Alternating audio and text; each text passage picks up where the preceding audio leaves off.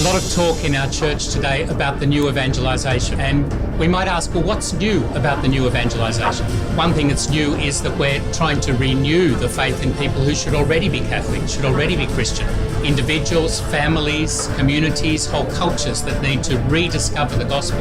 And so what's new is that they're getting a new shot in the arm of faith, of evangelisation. Another thing that's new about it is the way that we do that. And the new media and groups like Shalom World TV are very important for bringing the gospel anew to our cultures, to our families, to each of us individually. And so I encourage all the viewers of Shalom World TV, and I encourage Shalom World TV themselves to keep up the good work, to keep watching this channel and to keep up the good work of presenting the Catholic faith to our world today. Shalom World, God's own channel.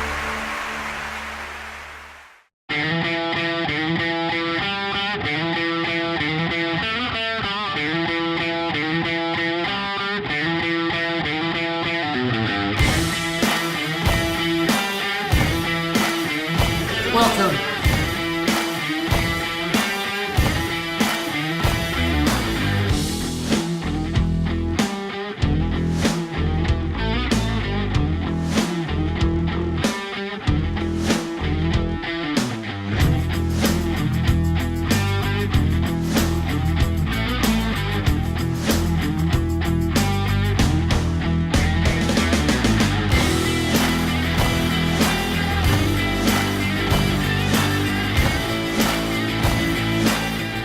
I'd like to invite Chris Kennedy tonight, who's going to lead us. Welcome, Chris Kennedy. You're talking about the love of Christ and the power of Christ in the lives of men. Lives of men which are complicated, but made simple by the reality that Christ loves them. So we find that Christ great here. His power of love is great. His power to transform. His power to forgive. Great powers in the life of men here at this weekend. Men have found great consolation in the power and love of Jesus Christ on this weekend. I've seen men grow on this weekend. I've seen men who've, for the first time in their life, they have felt forgiven because they have come into a personal relationship with Jesus Christ. This is the Christ that is great. This is a Christ that will forgive everything. This is a Christ that is beyond our knowing, but this is a Christ that is powerful on this weekend. I give thanks for the power of Jesus Christ on this weekend. He has been a wonderful advocate for these men with our beloved Father. He's been a beloved brother to many people here on this weekend. And he's a loved brother, and he's very powerful. And I give thanks for the power of Jesus Christ here on this weekend. It's been very powerful.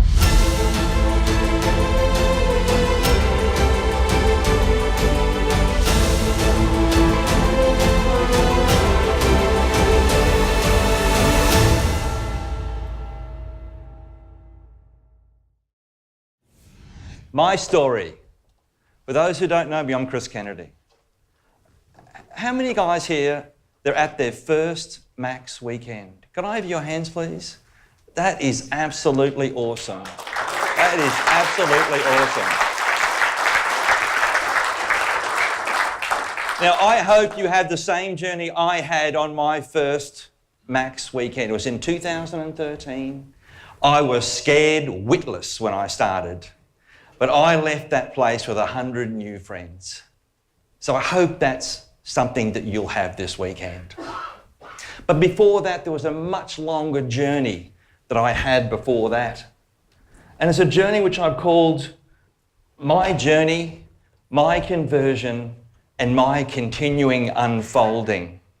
My story is a much longer story. It's a much deeper story. It's a story in which God has acted in my life and every single day, even in those days when I denied him. I turned my back on him. That says my journey on the screen. It does, thank you very much. And the next one should say, those who have possibly accused me at some stage in my life of being a cross-dresser, well, perhaps I've given you the proof tonight. But, I have worn a dress, and of course, I was I was well dressed. One photo has me in day wear, the other in formal wear. The day of my baptism, in my view, is more important than the day of my birthday. I was born on the 11th of February 1957, but the most important day for me is the 3rd of March 1957. That's when I was given to God. That's when I was baptised. To me, that is my identity. At one stage in my life, I said to myself, I was identified by the fact that I was a sinner. That didn't identify me. That was just a simple fact of life. It's still a fact of life. But on that day, I gained my identity as a son of God. It was a very important day as part of my conversion, because that gave me the start. Now, I'm going to see if I can remember, in order, across that photo, who those people are. The bloke on this side with the beetle haircut, that's my brother Derek. Like, we are real brothers. My brother Derek and I. We are good friends. Then the next should be my mum. We'll talk about her later on. It's very special, mum. Very special relationship. On her lap should be my younger sister, Rebecca. She struggles with schizophrenia. She's very special to me. I look after her. But I didn't do that before I had my conversion experience. I didn't care. Sorry, sad. My next one, sister, Marianne. We call her M, Mrs. M. She's the wild one. She's the stirrer. She loves stirring the pot, that girl.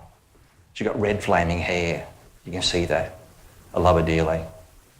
The next should be my father. My father. See that look on his face? He's 48 years of age in that photo. And that's the look that I got for my entire life.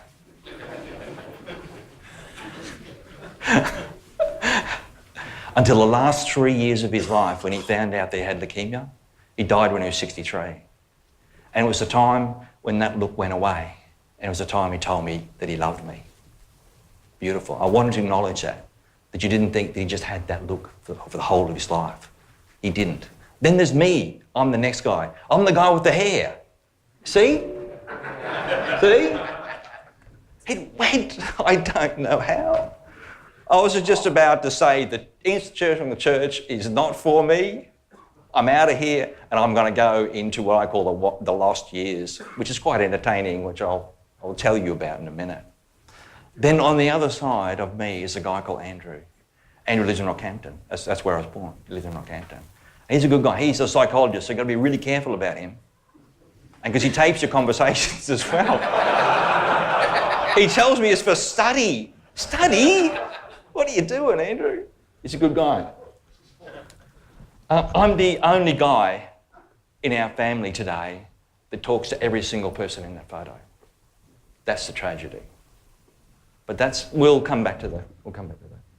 So the next photo should be us a couple of years ago at my mother's 80th birthday party. We're doing what? Yeah. I'm the good guy. I'm the nice guy in the stripy shirt, the green striped shirt. My sister, Marianne. That's the last time we've actually sat down together as a family and had a meal. It's a job that's God given me, has given me, I feel, to bring that family back. But it's strange, my mother is also doing that job as well in reconnecting our family back together. My mother suffers from dementia, and we'll talk more about her. But she's the thing that's bound us together. In tragedy, we found connection. We found reconnection through her. She has a magnificent life, and I'll tell you about it later on. Very recently, I had 6 weeks in Manresa in Spain at one of my conversion experiences I'll tell you about. And as part of this course, we had a fellow talk to us about the autobiography of St. Ignatius of Loyola.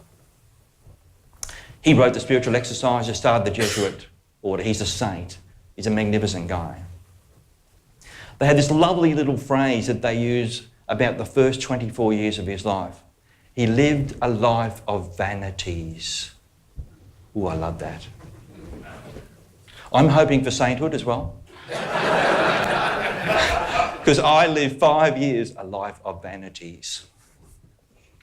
I turned from the responsible one into the irresponsible one. I turned into the most reliable one to the least reliable person within the house.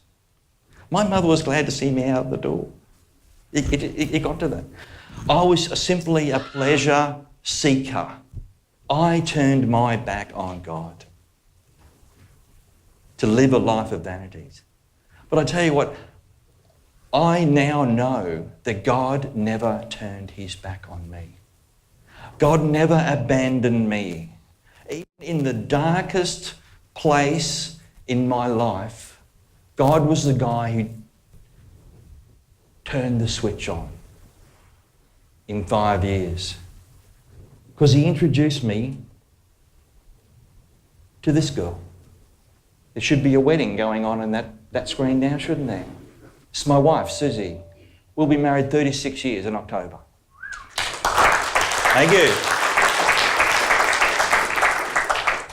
You need to your applause is wasted on me. You need to congratulate her. She's already a saint. Now, it's very funny. Susan is the first person who ever, in the 5 years before that, who actually said no to me.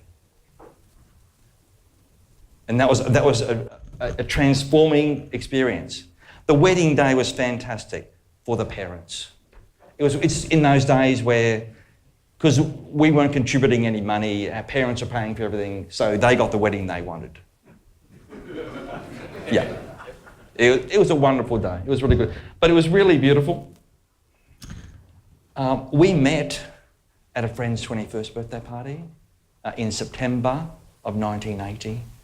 We were engaged on the 1st of January 1981, 3 months later. I fell madly in love with that girl. She's beautiful. I decided to marry her within 3 weeks of meeting her.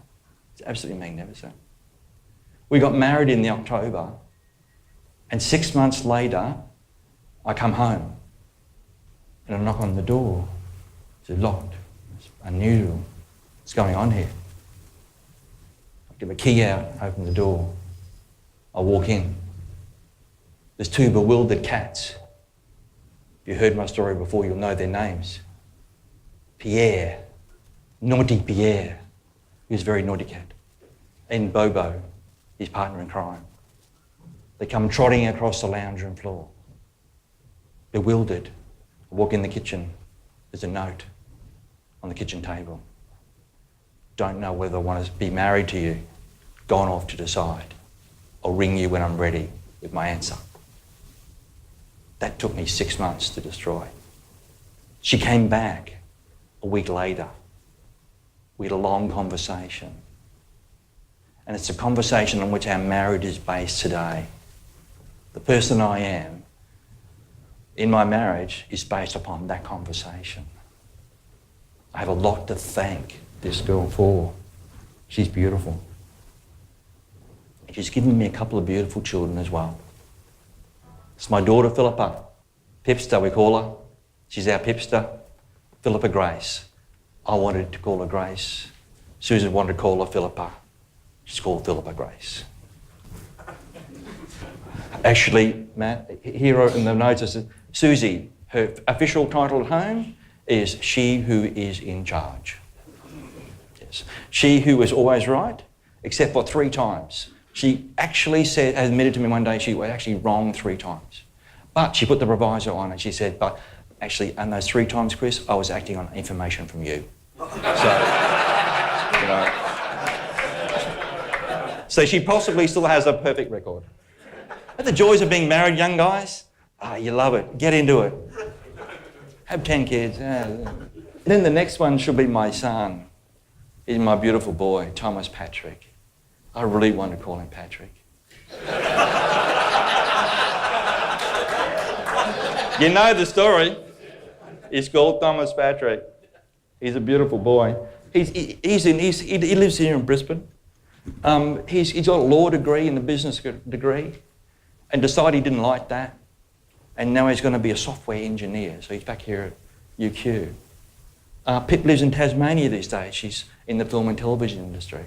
So they're a little bit back and forth, those two. We love them dearly. And the joy, they are the joy of my life. I'm going to go to my career now. This kind of finishes off my story, because this is not very exciting. I spent 30 years as a property valuer, but trying to hide the fact, because everybody's a property valuer. Everybody knows what things are worth. I honestly didn't have a clue.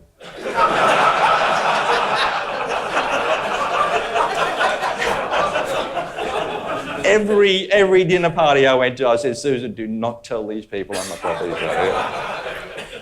I have a cousin who's a pilot, captain, flies for Qantas. He flies an A330. People ask him what he does. I'm a bus driver.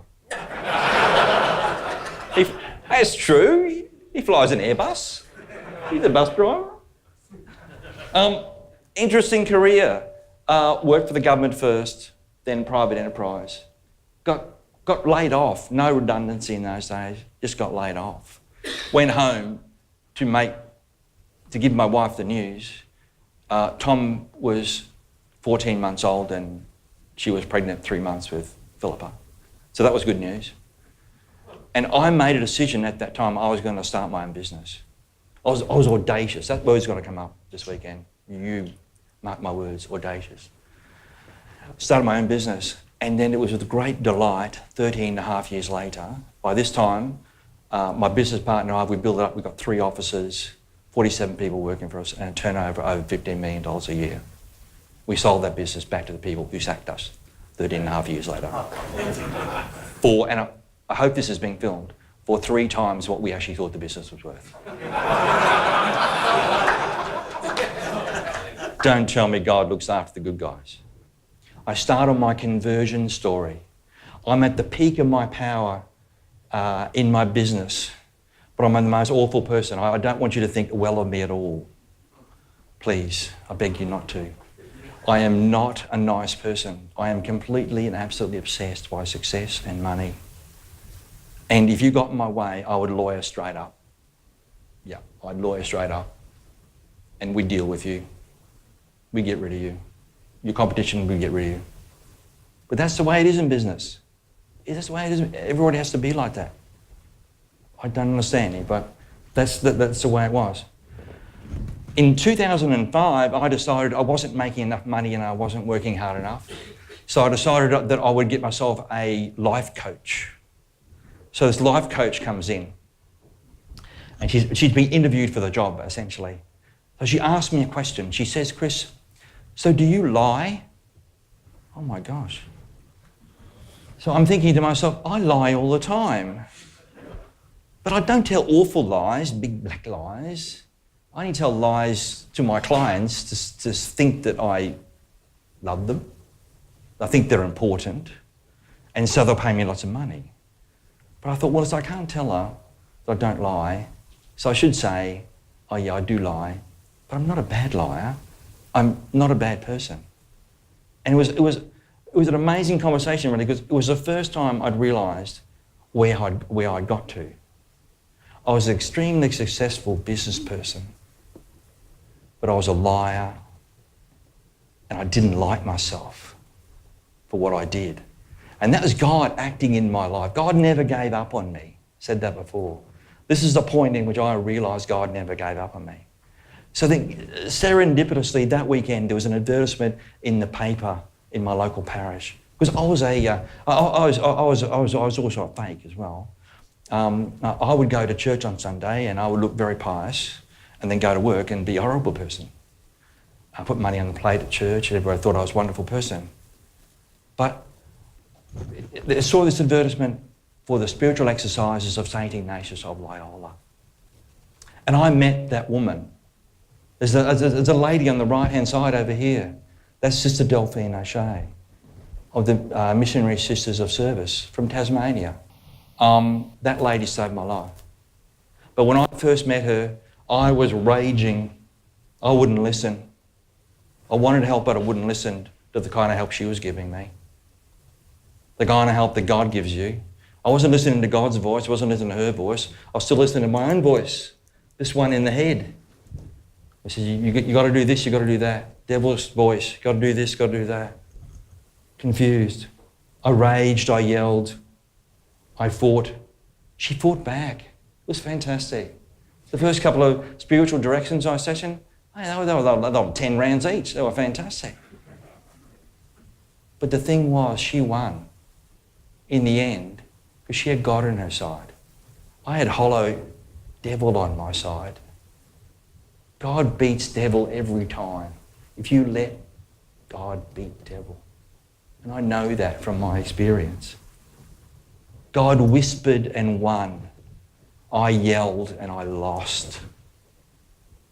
Great story. Put simply, God turned the light on for me. As part of the spiritual exercises, we do a thing called a general confession. This is where you go through your entire life, every single thing that you can remember. You write it down on a piece of paper. 8 foolscap pages by the time I finished. And I went for a general confession to the priest. 3 hours. 3 hours. I joked at the beginning. I said to the priest, perhaps we could turn this around. Perhaps I could tell you what I haven't done. Because that's a much shorter list. And I said, I haven't murdered anybody yet. But I might. If this doesn't go well. No, I was joking. I was joking at the time as well. The most liberating experience. I love the sacrament of reconciliation. I beg you to go to the sacrament of reconciliation this weekend. I'll be going. I beg you to do that. It was a wonderful experience. And of course, out of that exercise, the spiritual exercise, St. Ignatius, I decided to sell my business. And this takes me then to my second conversion experience. That's in 2012 when I met these guys, these menALIVE guys, these beautiful menALIVE guys, these guys who are now my brothers. We formed a small group on the Gold Coast, our scripture journaling group. It's a great group. We've got 8 guys. We're all amateur theologians, possibly a bit of heresy going on, but, occasionally Torian visits us when he's on holidays on the fabulous Gold Coast. And it's a wonderful thing because we're there, we support each other. One of our brothers in hospital at the moment has got pneumonia, so we're all praying for him. I ask you to pray. Brendan is his name. I ask you to pray for him. We are there for each other. It's an absolutely wonderful thing. That's my menALIVE brothers. Wonderful. Good bunch. Then we go to my third conversion experience, and that's the recent trip I did to Manresa in Spain. The most important thing that I learned in that 6 weeks, and it's taken me a little while to come to this, that life is not a series of social events. Most people in the world think their life is a series of social events, this barbecue, that barbecue, but it's not. Life is the life that you have in personal relationship with God. And that takes time. A God that loves you, that I know through my years with my vanities, still loves me, never gave up on me, continued to whisper. But listen, that's enough of my story. I want to introduce you to 5 brave men. This is the next part of the story, which is the continuing, unfolding story.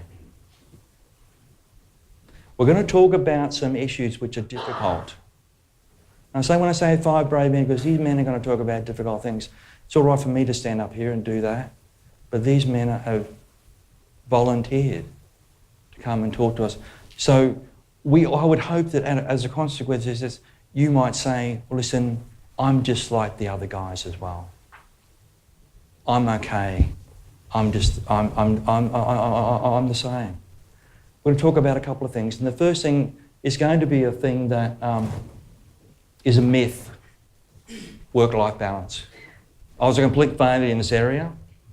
I was the highest feeder writer in the office. I worked the longest. I was the most glorious, just ask me. But I never saw my family. And then one day I had the tough conversation. I had the hard conversation with God. What of this, God? What of this? I don't like the rewards anymore. They're shallow. They don't feed me. They don't nourish me. They don't make me feel like I'm a better person. They don't bring us closer together. They only tear us apart. What's the matter? And what did God say? I want you in full-time ministry one day, Chris. I want you in full-time ministry. That was a conversation I had in 2005. It took him till 2016 to get that. At age 59, I made the decision to retire, and now I work in full-time ministry. I have never been happier in my life. People keep saying to me, Chris, you're mad, you're doing all this. I say, no, I'm not. I'm happier. I'm happier because I'm drawn to things. I'm not driven to things, I'm drawn to things. Well, listen, that's my story of how God can change my life through a conversation.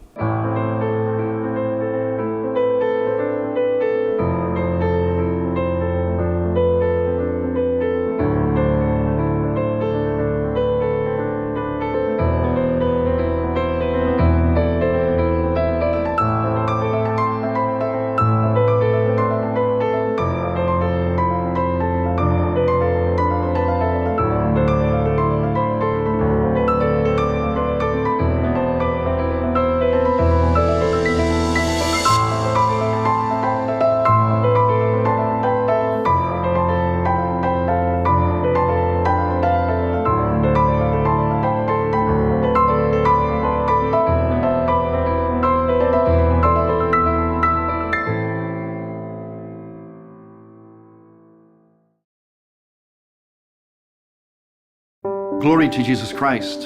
Hello, I'm Father Thomas Loya. When our hearts are filled with the love of God and we see everything through that love, even tragedy and sorrow can be turned to gift, and only through God's love. Please help us to spread that message of love. Support Shalom World TV. No gift is too small, no gift is too large.